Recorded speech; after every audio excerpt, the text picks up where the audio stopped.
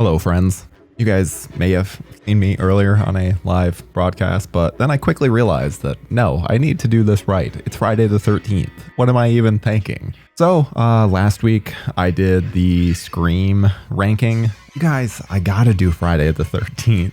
So, obviously, I'm still learning with this.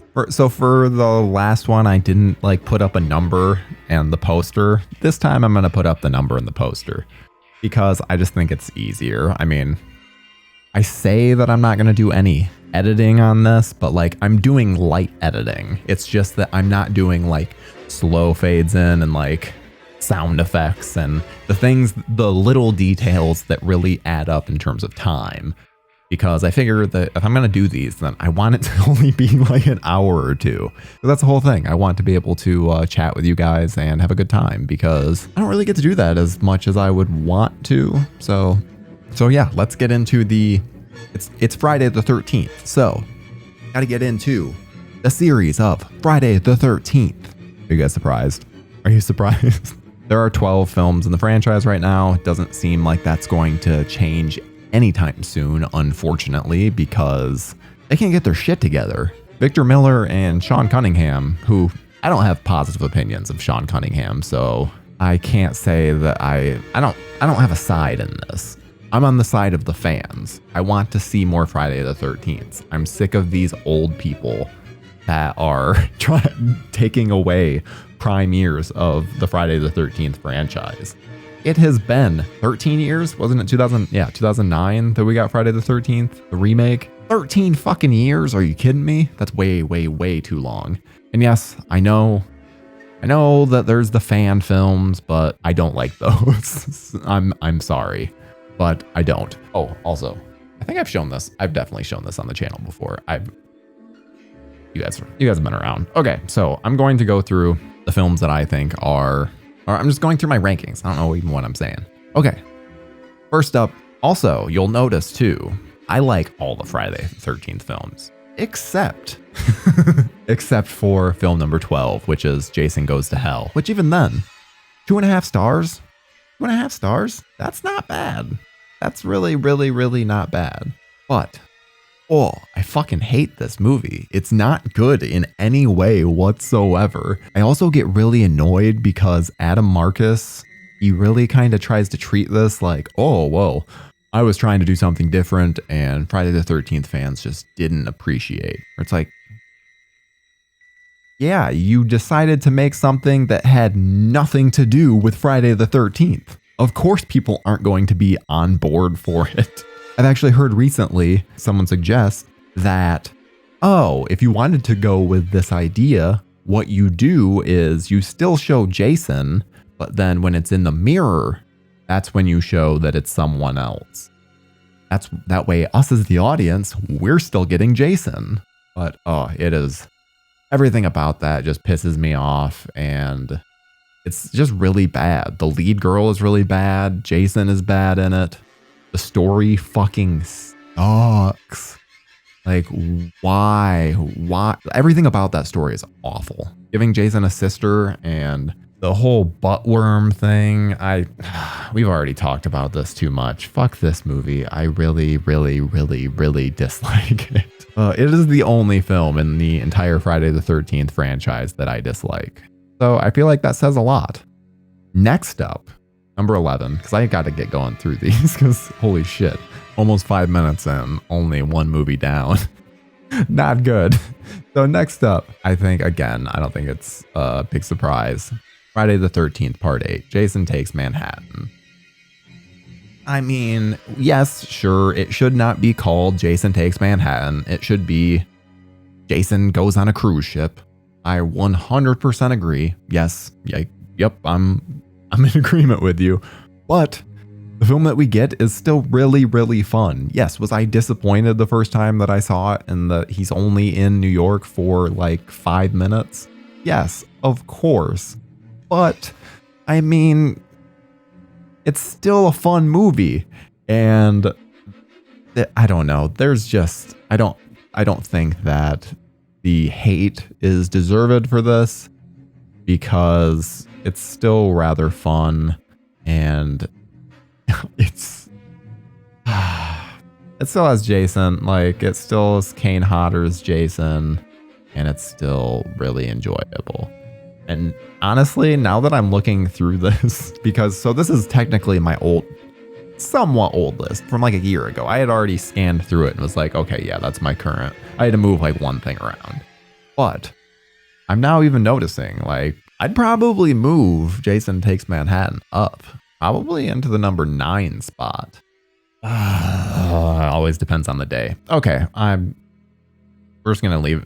It's 11 on there, so we'll just say it's 11. It's 11. Well, what's number 10? Number 10 is Jason X. Now, is this movie anything amazing? No, it's like a Canadian sci-fi show, but that's why it's amazing, because it's like a Canadian sci-fi show. It's not trying to be anything amazing. It's just trying to have Jason be in space, which, yes, you would think like, oh, okay, like that's pretty low bar. But when you then look at films like series like Leprechaun and Hellraiser, the in-space element is so minor because they're such low budget. So the fact that this actually does legitimately feel like it's in space, I'll give it to them. I mean, even Critters 4 feels more in space than like Leprechaun. I don't know. Am I getting on a Leprechaun rant? This is Jason X. Love Jason X. I love the David Cronenberg cameo in it. That's another really fun aspect. And I think Todd Farmer did a good job with the script. I know that he's upset about it because he wanted it to be more aliens, and it obviously is just dumb. I don't know. It's still really enjoyable. Number 9, this is the one that I was like, oh, maybe I would actually move that down now that I think about it. Friday the 13th, Part 7, A New Blood. Yes, I know. I know. But hey, this is when we're going up a rating, even though I would probably put this actually down at 3 stars. But according to this, it's a 3.5 star, so I won't mess with that. We'll keep it how it is. But I do still really enjoy this movie. I think that the biggest issue that it has is that it's just cut to shreds. I think that it could be an awesome movie, and I think that people really hold it highly in regard just because of the fact that it is Kane's first film, and like it's made by Carl Buechler. And so, yeah, it should have good special effects and like good makeup effects. And Jason looks awesome, but they don't do what they need to do with it. It's mostly just boring and like cuts away early. The MPAA just completely demolished this film in the worst of ways. Has the MPAA ever taken out a movie more than this? I'm really not sure. It's rough how much, like, they cut everything. You see that some of the like behind the scenes footage, the really crappy VHS cuts of it, and it's like, holy shit. Like, you spend most of the movie wanting to see Bernie, Weekend at Bernie's. Who the fuck plays Bernie Loman? I can't even remember now. He's in this, and the whole movie, he's just this massive scumbag, and you're waiting for his comeuppance. When it finally happens, we don't even get to see much of it. The kill is just neutered almost completely. I don't know. I couldn't get into that. The fact that they didn't actually give us a satisfying death with that is, I'll always hold it against this movie. Though, it obviously gave us the sleeping bag kill, which is awesome. And I mean, obviously, Kane Hodder just has established so many things with Jason that are awesome. Oh, and by the way, you guys see my mic's not him. Yeah, there we go. I can't figure out my finger placement. There, see? Welcome to Camp Crystal Lake. Oh, there we go. At least I'll have I probably should have thought of that much sooner. I like just looked up and was like, oh, Crystal Lake part is cut off. Oh well. Next up, number 8 on the list. I mean, you guys should already know that I'm including this because we started off with 12. So Freddy versus Jason. Yes, Freddy versus Jason. I think that it's just such a fun movie. And yes, I do agree with the sentiment that it's more of a Freddy movie than a Jason movie, but it's still just really fun. Especially, I've had a pretty low opinion of this probably like 2 years ago, but it's gone up a lot, mostly because of the Clash of the Titans book, which I read. And if you guys haven't read that, or Slash of the Titans, sorry, not Clash, Slash of the Titans, it's about the development process of Freddy versus Jason. And you just get to hear about all of the absolute messes that came before. And I think the appreciation comes because of the fact that Shannon and Swift, like, they were trying to do a great film. Like, they were trying to make an absolutely incredible film. They're not the ones to blame for the bad stuff. Ronnie Yu in the studio made some really, really, really poor decisions. God, that sun is beaming in. But they just made some really, really poor decisions, and unfortunately, that's just something that then we as fans had to kind of deal with. And unfortunately, Shannon and Swift have taken most of like the brunt of that blame. Although, one thing I have to say, they claim that they don't understand why, that they never explicitly said the Jason's afraid of water, Freddy fire, what can we do? You know, what can we do with that? They're like, oh, we didn't do that. That was a studio. It's in their script. They may not have intended it to be taken in that way, but it's definitely, it comes across that way. So you guys just need to take the L on that. I say that like they're watching this video. No, they have watched this channel. Freddy versus Jason in Development Hell. They've seen that video on this channel, which is fucking insane. Please, I hope you guys aren't watching this. But I really love Freddy vs. Jason. I'm saying good things about it. Hopefully they are. But yeah, Freddy vs. Jason, I really enjoy it. And the next one up is one that was even higher originally. Yes, Friday the 13th, A New Beginning. Oh, wait, I should bring this down a little bit. Yeah, that way it actually fills this a little more. The things that I don't notice, I really, really enjoy. You can see it goes up to 4-star, which is, oh my God. Just as like a little bit of an aside now. So now that I'm like technically a professional critic doing stuff for Joe Blow, I kind of have to be careful about my other ratings, because then like people will get mad at me about my ratings, and then they can find my Letterboxd, and then they see stuff like me giving Friday the 13th Part 5 a 4 out of 5 stars.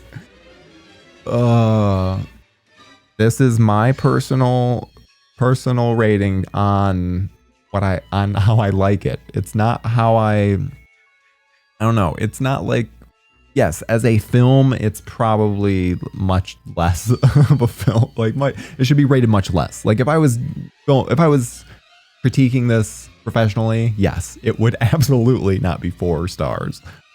But for me, this is my personal thing. I don't have to worry about other aspects, other things that come into play. This is just me.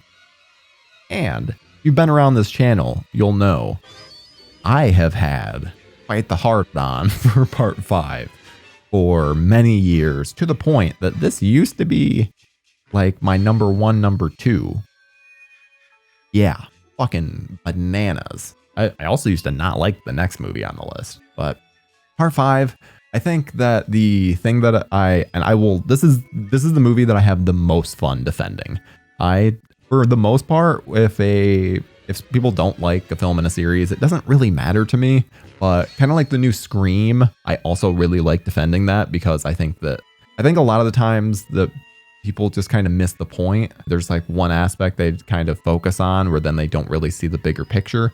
And so I think the one thing that's focused on in Part 5 is obviously Jason not being in it, which, yes, I 100% understand and agree. Jason not being in it it kind of takes some of the fun away. However, Jason is essentially in it the entire movie. It's just not technically him, but it doesn't matter because we still think it's Jason the whole time. So it's still entertaining.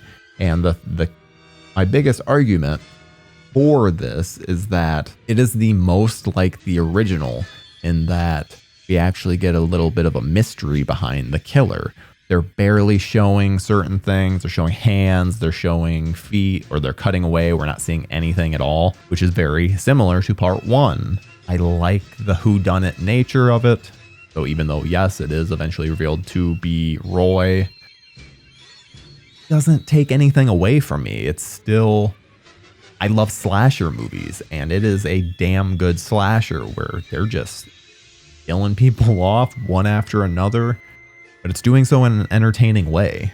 I think that if you haven't watched this one recently, I think you definitely should revisit it because it deserves another chance. I don't know. I think it's just been wrongly dismissed. Just like how Halloween Season of the Witch was dismissed for not having Michael Myers in it. I think that Friday Part 5 was dismissed for not having Jason in it. So for someone that has never given it a fair shake, definitely do that because, again, I don't know. I'm a big fan. Big fan. Number 6, we've got the Friday the 13th remake. Yes. I love this remake. I mean, I don't even like calling it a remake because it is essentially just a sequel, but then it has more of that Michael Bay aesthetic. I don't know. It's still really fun. I think the characters are the best they've been since like probably part 6. The kills are really good. They're actually able to go a little further than they used to. And Juliana Gill, I mean, I know it's 2022 and like you can't be a pervert anymore, but it's the best nudity in the entire franchise. That's, I mean, points in the pro column. Yes, it's a little, again, the Michael Bay-ness of it does kind of take it down slightly, but still really fun. Like, I enjoyed it. I don't know why I always feel like I have to defend that movie, but I'm not going to. That one is more just a thing of, well, some people just don't like remakes. So, but yeah, next up, number 5, the original Friday the 13th. So I go back and forth on this film a lot. Thankfully, I'm actually in a kind of a positive mood regarding it. You can see 4 stars. I enjoy the film, but I see its flaws every time I watch it. I literally watched it today. When I dislike it, it's just because the pacing and the amateurish, I would say amateurish kind of filmmaking techniques that are going on, those bother me less when I'm liking it. And whenever I'm in the mood where I'm not liking it, it's because those things are bothering me more. That's really the long in front of it. Sometimes pacing I think most people can understand that, where it's sometimes you're in the mood for a slow movie, sometimes you're not, and you're in the mood for more of a fast-paced movie. So I'm often not in the mood for a slower movie. But if I am, I kind of want something that's more expertly crafted. Texas Chainsaw Massacre is very slow, but it is so beautifully crafted. The shots, it is amazing.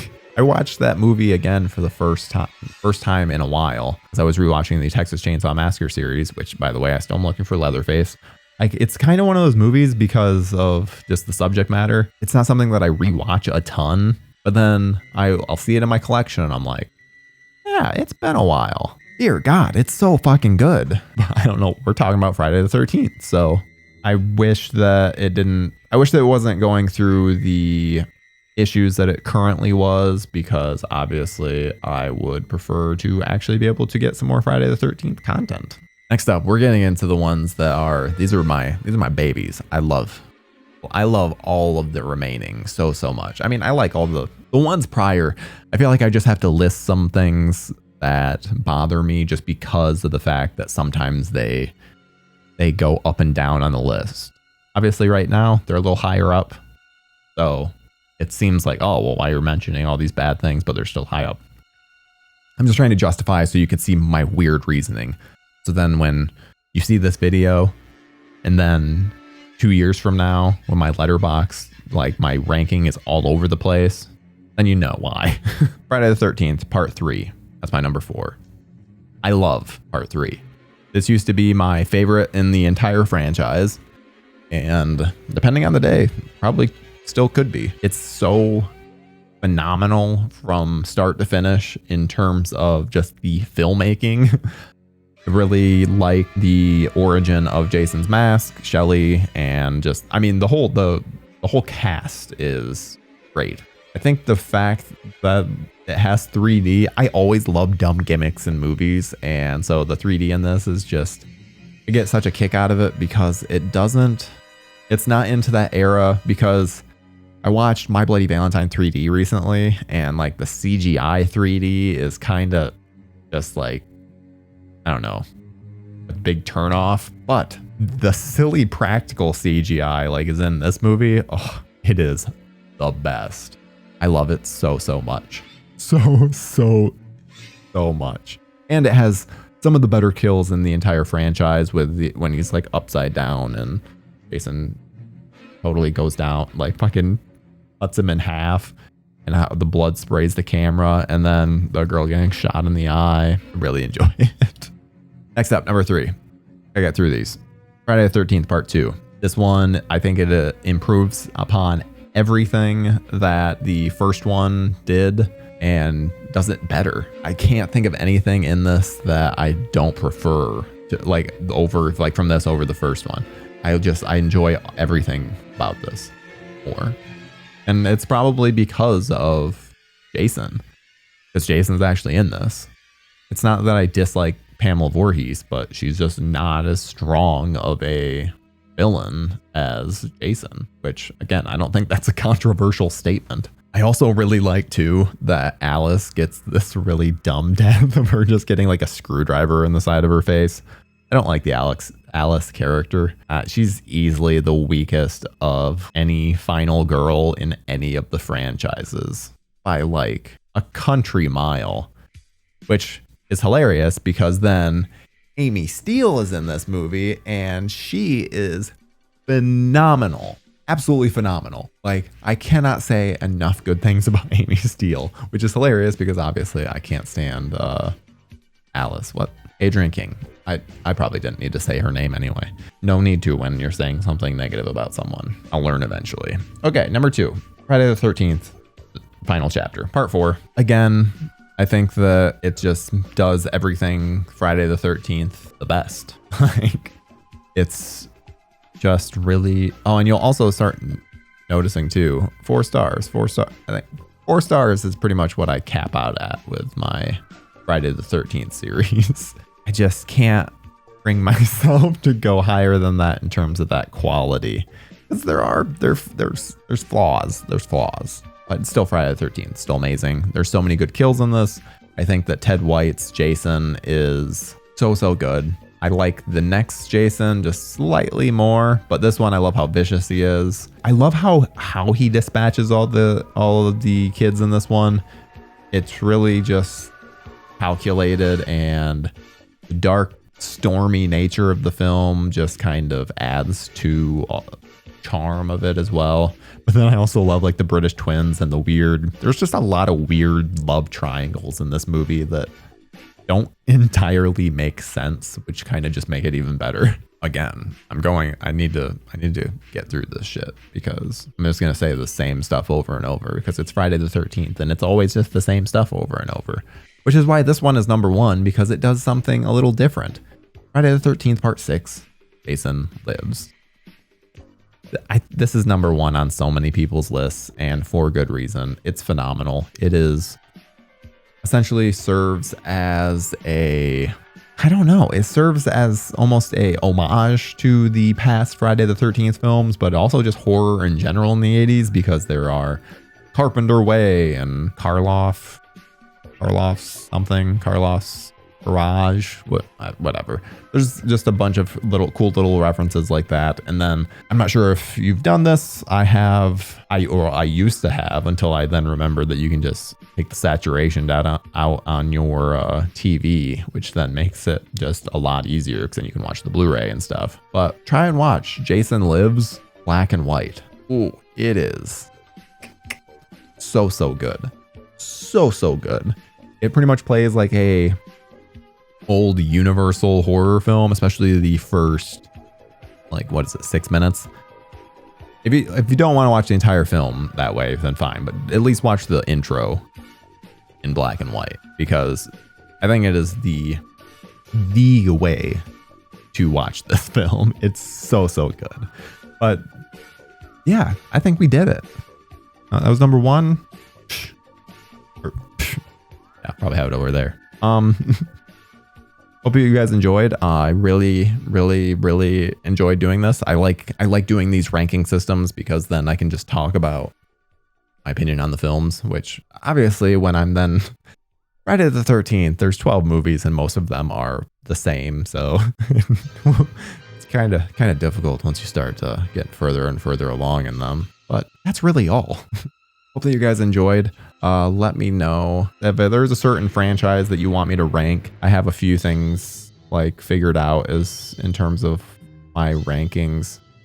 Plus, I think I could be wrong about this, but I'm pretty sure that I have a Nightmare on Elm Street ranking that I did like a long time ago that I never put up.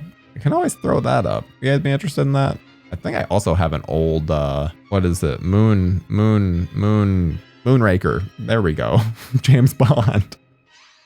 I have one of those that I filmed from like 2 years ago. I should probably get that edited and put that up. Because that will be another thing. I will, first times with James Bond will return, I think this summer. God, I probably shouldn't commit to that, but I'm going to. Hopefully I didn't delete that. We'll see. Did I delete that? No, I didn't delete that. That's still in. We'll see you in the next video.